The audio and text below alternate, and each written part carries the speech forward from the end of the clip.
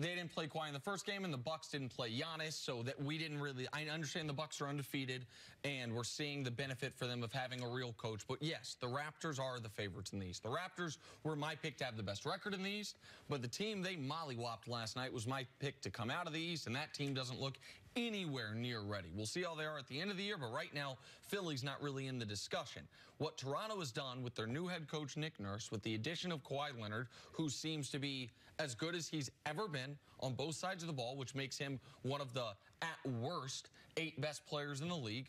Yeah, they're the favorites. We know how good their bench is. We know how good Kyle Lowry is as a number 2 option. Jonas Valanciunas is playing the best basketball of his career up to this point, and Kawhi has been dominant. So for all those reasons, and they have the history of last year almost winning 60 games, yes, they should right now be the favorites out of the Eastern Conference. Absent of LeBron going west, I mean, if you trade Kawhi for DeRozan, I mean, and that's basically the only change they made, Toronto was going to be the best team in the East. Like, man, Kawhi is a tremendous player. What happened to him in San Antonio was he got injured, all right? Went to the doctor. The doctor told him he had a different injury. Went back onto the court, re-injured himself. So he felt as if the doctor and the team mishandled it, misdiagnosed him. So even when he tried to make his recovery, he could never get back. He kept saying, I'm not 100%, I can't play. So besides that, nothing happened to Kawhi as far as his skill level. So now Kawhi is healthy. We're seeing the same exact thing that we have seen for the last 3 or 4 years. He's one of the best players in the NBA. You can see defensively, last night Ben Simmons tried to break him down, and he just took the ball from him. Just head up one-on-one as one of the best premier defenders that we're going to have in the NBA. So this is who Kawhi was.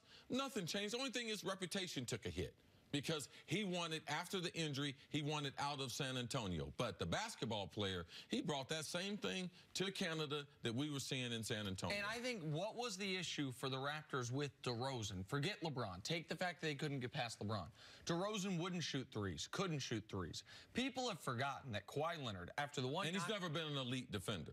Sure, absolutely. But the real knock on him, the biggest perpetual knock was that he wasn't an abysmal defender. He was an abysmal three-point shooter. It was not a part of his game. He refused to take him.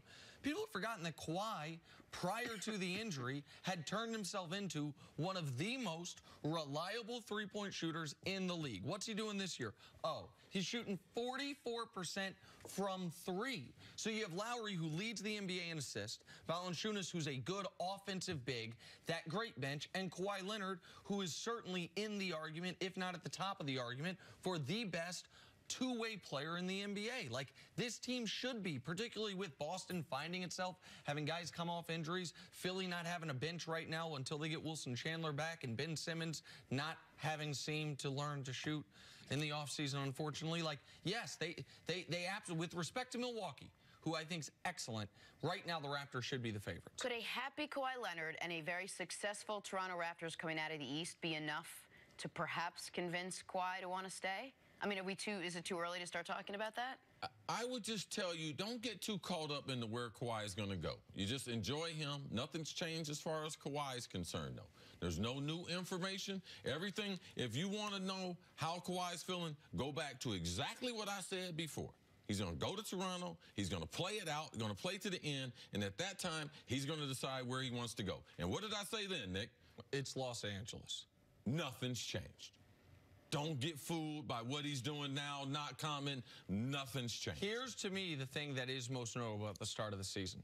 We should go back and read the stories of the teams that could have traded for Kawhi and what they were refusing to give up, because they thought it was just a one-year rental and because they didn't know how good he was going to be. They were curious about his health. They didn't know, are we going to get the same old Kawhi Leonard? Right now, you don't think there are teams that were on that list? The Boston Celtics, who didn't want to give up one of their young stars. The Philadelphia 76ers, who were hesitant to give up Markelle Fultz. Maybe the Lakers, who were hesitant to give up Brandon Ingram. Those teams right now, watching Kawhi Leonard and his team be undefeated with him, don't regret letting Toronto slide in there with DeRozan. Toronto, who thought they were going to have to blow the whole thing up anyway at some point soon to have a real shot at going to the NBA Finals. Like, it is very interesting to look at how Kawhi's being talked about now and how he was discussed when he was actually on the market for 29 teams to trade for him.